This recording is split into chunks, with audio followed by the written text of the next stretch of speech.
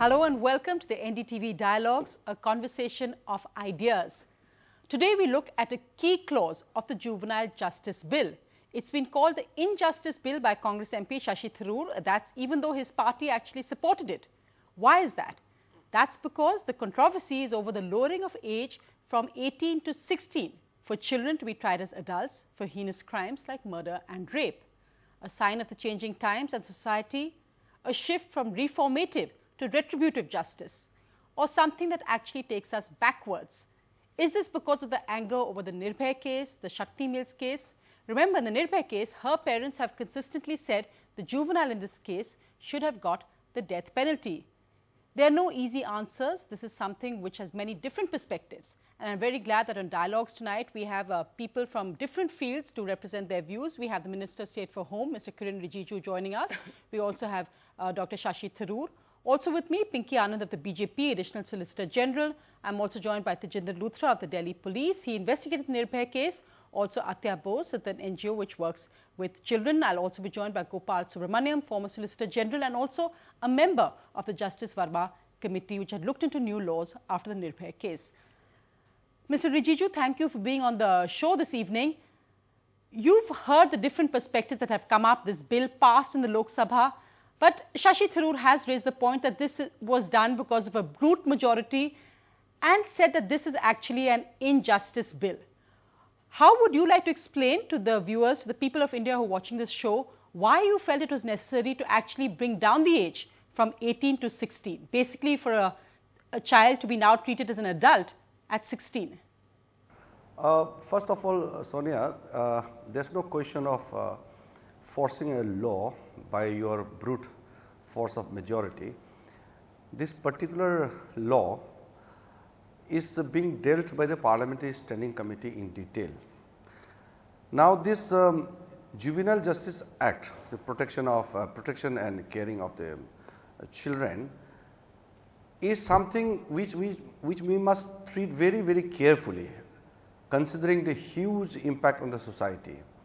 And I can tell you, the recommendations made by the Parliamentary Standing Committee has been more or less been accepted by the government and brought before the Parliament.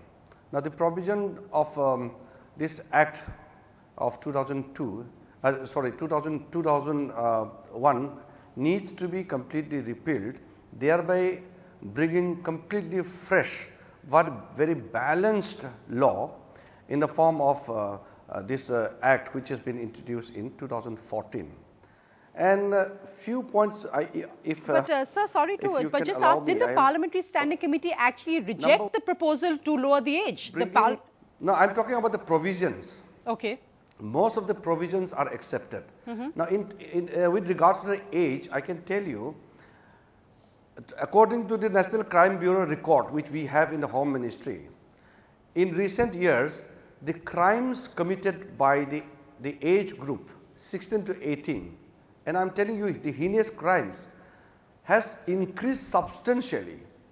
You know, we have to deal with the situation as per, you know, the behavioral pattern which we have in the society today. And if we do not bring in a very, very comprehensive legislation at this point of time, we will be very late. We need to respond to the changing scenario of the society. So, the age between 16 to 18 is very, very crucial in a lifetime. This is the time where the children involved in various activities. And please understand this, it is not a sweeping, you know, provision again. There are categorization, there are petty crimes, there are serious crimes, there are heinous crimes. So, the procedural pattern also is different. You are not treating a crime which is serious at par with the case which is very heinous, like the rape case.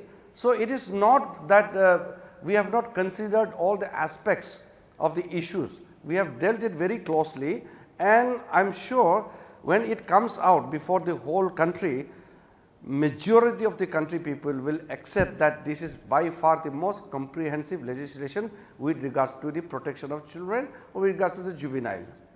Shashi Tharoor, if you can come in, because interestingly, of course, you took a stand different from your party in this regard. You've been saying very strongly this takes us back to the 19th century. But the fact is, of course, that in countries like the US and the UK, they are much more advanced in the sense of treating in this way, if you consider this an advancement of treating children as adults when they've reached the age of 16. And I think the point being made of a changing society, that perhaps in a way the current law didn't reflect what the reality actually was. No, well, first of all, I have great respect for my good friend Kiren Rijiju, but he's completely wrong in every one of his assertions. The Parliamentary Standing Committee did reject the reduction of age. My party, by the way, Sonia, did vote with me. All the members were present in the House. And not only my party, but 7 other parties voted with me in our unsuccessful attempts to amend this provision and those bits of the law related to this provision. This is all we objected to, was coming down from 18 to 16. Third, when it comes to Mr. Rijiju suggesting that heinous crimes are on the increase, this is simply not accurate. Of the 472 million children in our country, only 1.2 million have been accused of crimes of any sort, and I beg about 1.2%. And of that 1.2%, 2.17% had been accused of murder, and another 3.5% of rape, which is actually, therefore, a grand total of 5% out of 1%. So we're talking about a minuscule number of cases.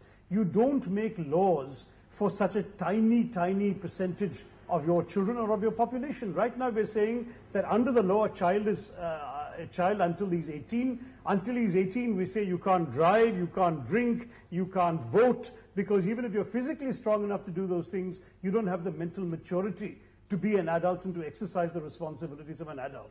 Then suddenly this law says, however, for one category of crimes which are politically popular for us, we will in fact treat you like an adult, and we will in fact sentence you like an adult. It's bad in law, and it's completely inconsistent with our overall attitude to children in this country. Finally, and I'm really summarizing a whole bunch of arguments, the entire logic of juvenile justice ought to be to promote rehabilitation and reform of the child, not to punish. Because you put a kid in the adult jails for 20 years, you're going to end up with a hardened criminal. There have been studies in the US, because in the US it's a state system, and in some states they do jail kids who are that young. And every study has demonstrated that those kids who have been treated like adults and jailed have actually 80% of them have come out of jail 20 years later or whatever and committed crimes again. Because they're unfit for human society after 20 years in jail. And these kids, there is absolutely no evidence to suggest that jailing kids like adults and with adults is going to give them either a deterrent effect, prevent future crimes, reduce the juvenile crime rate, nothing. There is not one piece of evidence to back up the assumptions behind the government's bill. That's why we strongly oppose this particular provision. It's an inhumane thing to do. It's a violation of our undertakings to various United Nations. I'm just going to bring in the rest of the panel as well, Shashi Tharoor, on that, because though, of course, under the Juvenile Justice Bill, a child would actually only go to jail when he's 21. So I don't think, it's not that he would be put into jail with adults at the age of 16. But let me bring in Pinky Anand on this one contradiction that Shashi Tharoor points out, that you can't have a different age for different to decide whether a person is a child or not. You can't vote at 16, you can't get married at 16, but you're considered old enough to be tried as an adult at 16. Do you find the contradiction?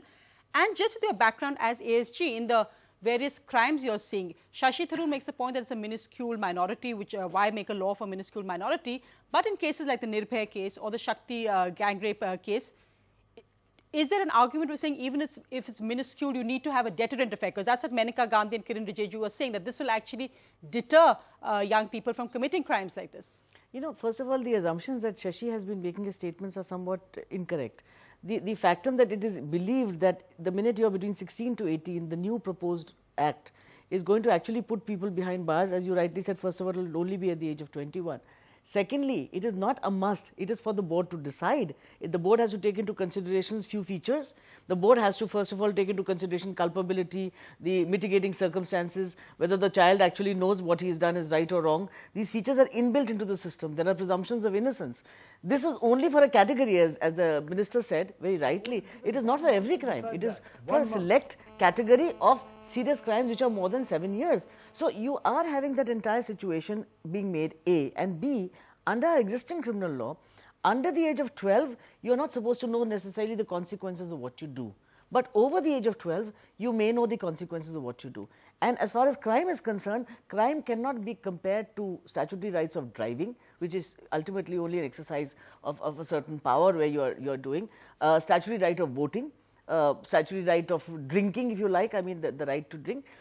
That's 25, I think. On the that's law 25, books, yes. exactly. No, you're absolutely right, it's 25. So the question is, there's a complete difference between these categories. Crimes is not against an individual, it is against society. And the kind of heinous crimes that you are seeing, I mean, first of all, statistics are bad to quote. Even Shashi has quoted one part, I can quote you another part, which will demonstrate the fact that it is not as minuscule, because ultimately, if nothing else, it has doubled in a decade, the number of rapes by juveniles. So we can go on forever on this. The point is only this: if a person has committed, first of all, times have changed. We are not in yesterday's years. Children or people or human beings are exposed to a much more diverse lifestyle, technology. They know what they are doing, communication skills are there. So you're talking about a different age limit. We are definitely not violating any UN conventions, by the way. I mean, the UN convention pretty much gives right to the states to decide what age they can prescribe. So this entire, hoo-ha about you can't violate conventions is totally, again, misplaced. So we can do that, A, and B, I think the need is very much evident on the face of it. You don't need to go further. But the final part of it is not a must. The board has a discretion to send the child into a matter to be tried by an adult court, ultimately or not. That is the biggest feature. Atiya Bose, I want to bring you in because you come from a perspective where you worked with children, and that word is actually now so politically controversial on what a child is. The argument that when you look at the rights of the victim or the right of the person who's been offended against, in a sense, that somehow that gets ignored, and the view is that NGOs or human rights activists only look at one side of the story, you're not looking at a holistic picture. What would you say when you hear the arguments here? Well, it's, you're right. That is how it's been pitted. It has been pitted as women's rights versus children's rights, children's rights versus victims' rights. And I think that's wrong, and it's an unfair characterization, because when you work with children, as I do, you see perpetrators, but you also see victims. So we are very well aware of what it means to be a victim, and we're very well aware what it means to be a perpetrator. The issue there, there's a lot that I would like to respond to, and I think that the key issue is really the issue of what do we mean by justice? What do we want as a society? Like, who is it we wish to protect? It is not about children versus women. You've decided that people under a certain age should get a particular kind of protection, and now you're deciding to change the law based on a number of things. And it is important to look at those numbers. It is important to look at what the numbers are that apparently have doubled and trebled. The fact of the matter is that the number of crimes committed by young people under the age of 18 is 1.2% of all the crimes. And it's increased in the last 10 years from 1%. So, it's very difficult to understand what people mean when they say numbers have doubled and trebled as a percentage of, yes, has this society become more violent? Yes, but the amount of crime that children are committing in proportion to the rest of this violent criminal society remains pretty much consistent. When we talk about... Of course, the age was 16, it was actually raised in 2000, exactly. So it was 16. So you should have seen a huge jump, right? The other thing that we need to remember when we're talking about sexual violence, that the Protection of Children from Sexual Offences Act changed the age of consent. So, according to like a report in the Hindu newspaper where they studied arrests, where they studied rape cases just in the city of Delhi, they said 40% of those were love cases. Love cases meaning something that used to be a consensual act but is now, because of POCSO, it's statutory rape. So, we're looking at cases like that. Those are adding numbers. So we really do have to pass these numbers very, very carefully. We can't say that, we can't not look at the numbers, because purportedly that's why we're changing the law, because there's this epidemic of juvenile crime. And I would like to again emphasize that as a percentage of total crime, it hasn't changed. So why, post Nirbhaya, when there was a whole issue and an opportunity for us as a country to really look at the issues of sexual and gendered violence, was this the subject that we chose to focus on? I think we really missed the wood for the trees on this one. Tejinder, Luthra,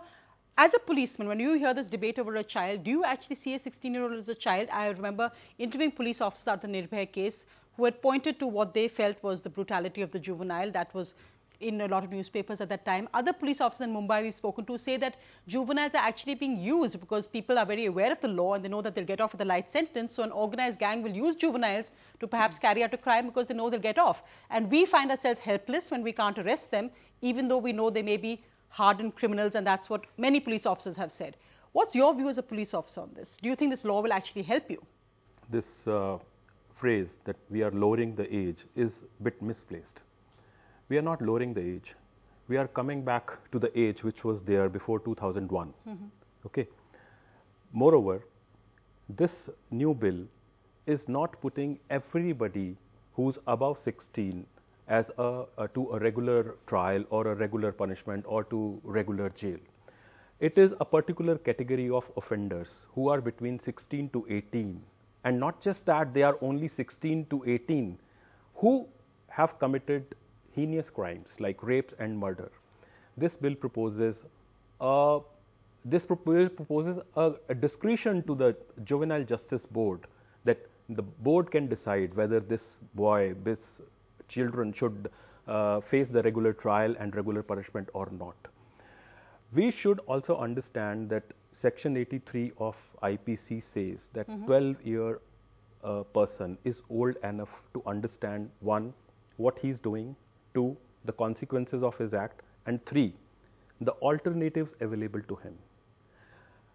Let's not speak about 16, and this IPC was passed in 1860.